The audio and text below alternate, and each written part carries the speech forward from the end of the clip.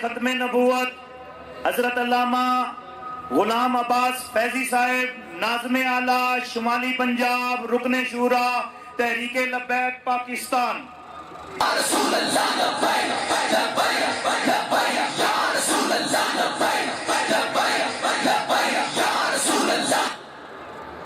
نحمده ونصلي ونسلم على رسوله الكريم اما بعد فاعوذ بالله من الشيطان الرجيم بسم الله الرحمن الرحيم ما كان محمد ابا احد من رجالكم ولكن رسول الله وخاتم النبيين صدق الله العظيم.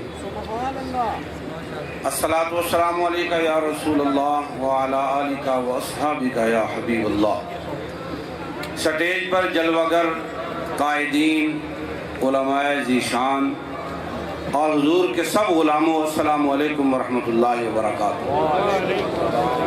آج 3 طرح کی خوشیاں جمع ہو گئی ہیں. نمبر 1 وہ مبارک اور مقدس مہینہ جب آئے تو تمام مسلمانوں کے دل جگمگا اٹھے. ربیع الاول شریف. نمبر 2 ستمبر آج وہ خوشی کا دن ہے. 50 سال ہو گئے حضور کے دشمنوں کے گلے میں ہمارے بزرگوں نے ذلت کا توق ڈالا اور قیامت تک رہے گا.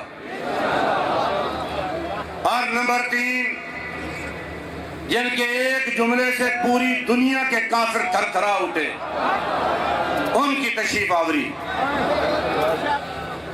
ہمارے بزرگوں نے فقط تسبیح پڑھ کر کے حجروں میں بیٹھ کر کے پہرا نہیں دیا. بتایا کہ ختم نبوت پر پہرا دینے کے لیے میدان لگانا پڑتا ہے, قربانیاں دینی پڑتی ہیں, ہتھکڑیاں لگوانی پڑتی ہیں, جیلیں آباد کرنی پڑتی ہیں.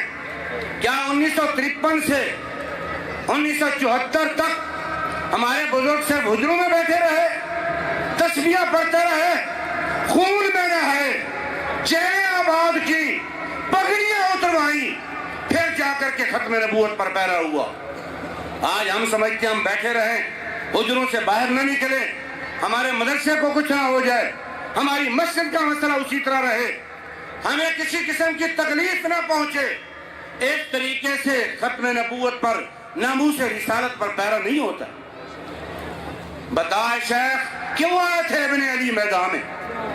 اگر ہو سکتی تھی حجرے میں روشن شمع دین ایمان, اگر حجرے میں بیٹھ کر کے حضور کی عزت پر پہرا ہو سکتا تھا, دین کی حفاظت ہو سکتی تھی, تو مولا کائنات کے شہزادے مدینہ المنورہ کو چھوڑ کر کے کربلا میں کیوں پہنچے؟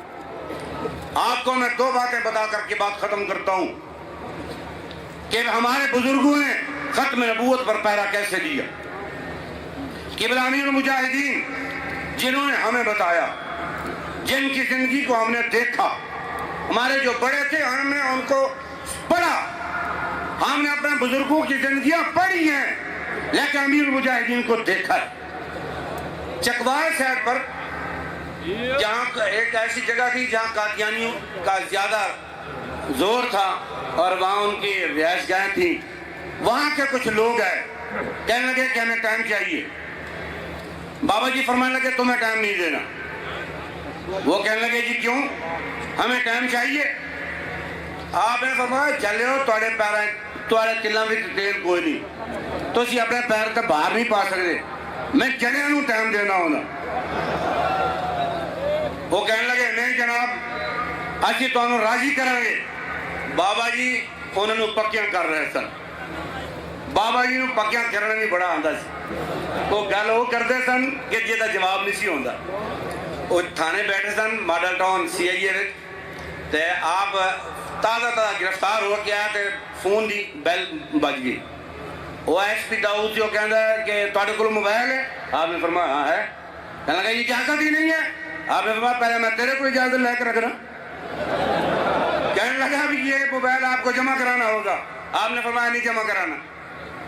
بابا جی فرماتے ہیں میں نے کال دیکھی تو وہ مدینہ پاک سے تھی, تو میرا دل مطمئن ہو گیا, جو کام کر رہا ہوں وہ قبول ہو گیا. اس نے کہا موبائل جمع کرا دے. آپ نے فرمایا نہیں کرانا. ایک پولیس والا کھڑا تھا, وہ ایس پی کہنے لگا جا مولوی صاحب سے موبائل لے لے. بابا جی نے بات وہ کی کو بابا جی نے فرمایا یہ حلالی ہے, کسی حرامی کو بھیج. وہ جلدی سے پیچھے ہٹ گیا, وہ لگا میں نے نہیں لینا. تو بابا جی نے ان کو بھی پکا کیا, فرمایا اگر چنے بھر گئے تو پھر ٹائم لگو. کہنے لگے جیسی چنے بڑھا گے, ٹائم دے دیتا. بابا جی فرمان لگے کہ تو میں سالن انٹرچینج تو پچھلے انٹرچینج کا نماز پڑھ رہا تھا, انہوں نے کال آ گئی جلسہ والوں کی. کہنے لگے بابا جی اسی معذرت چاہتے ہیں تسی نہ آؤ. آپ نے فرمایا کی ہویا؟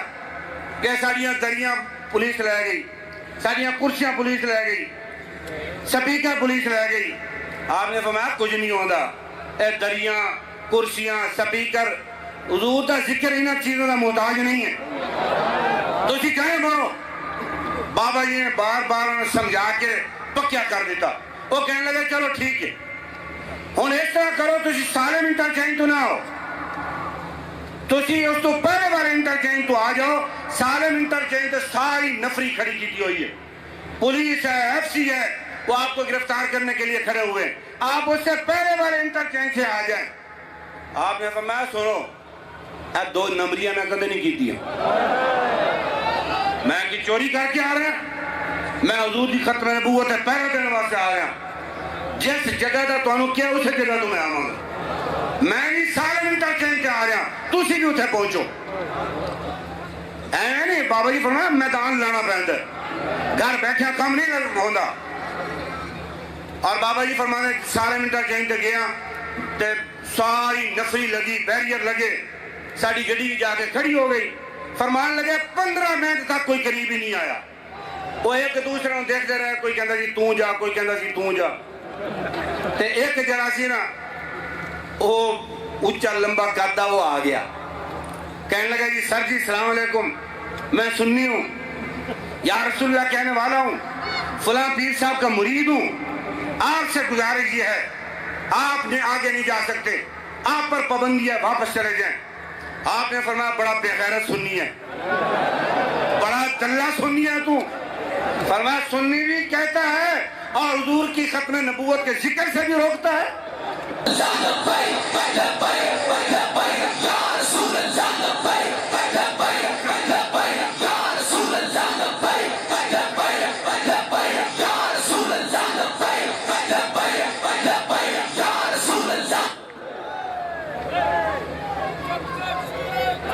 وہ کہنے لگا آپ آگے نہیں جا سکتے.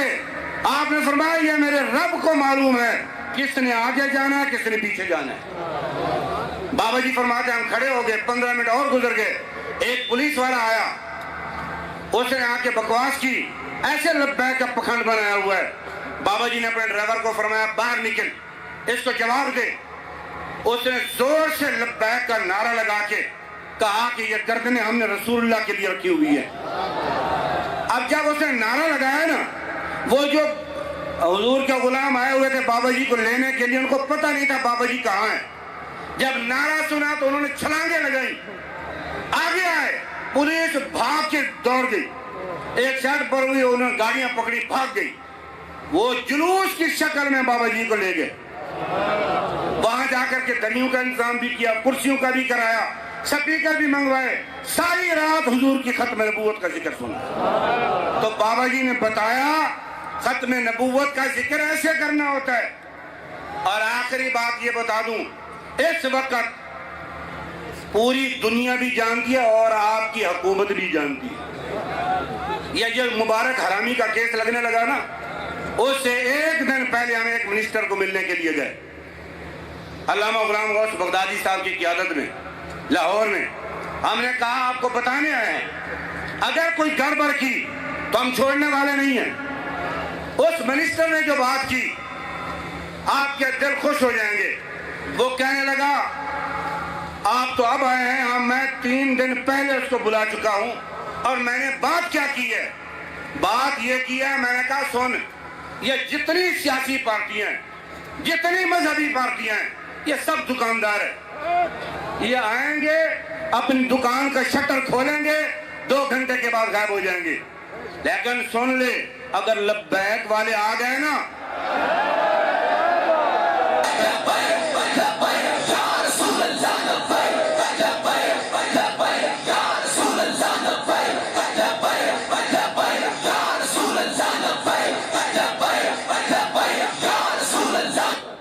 کہتا ہے میں نے اس کو کہہ دیا خدا کی قسم لبیک والے آ گئے یہ جان دے دیں گے یا لے لیں گے یہ پیچھے ہٹنے والے نہیں ہیں الحمدللہ اس وقت سب جانتے ہیں حضور کے سچے غلام یہ ہیں اور اس نے یہ بھی کہا اس نے کہا آپ ہمارے ساتھ چلیں ہم آپ کی الگ میٹنگ بھی کرواتے ہیں اور بعد میں آپ کی تصویریں بھی شائع کریں گے بتائیں گے ان کی کعبے سے فیصلہ ریورس ہو رہا ہے علامہ غلام غوث بغدادی صاحب فرمانے لگے ہمیں کسی بڑے کے ساتھ بیٹھنے کی کوئی تمنا نہیں ہے ہمیں تصویروں کا کوئی شوق نہیں ہے بس ہماری یہی آپ سے بات ہے اگر فیصلے میں گڑبڑ ہوئی ہم چھوڑیں گے نہیں اس نے کہا انشاءاللہ ایسا نہیں ہوگا اللہ رب العزت ہمیں آخری سانس تک حضور کی ختم نبوت پر پہرا دینے کی توفیق عطا فرمائے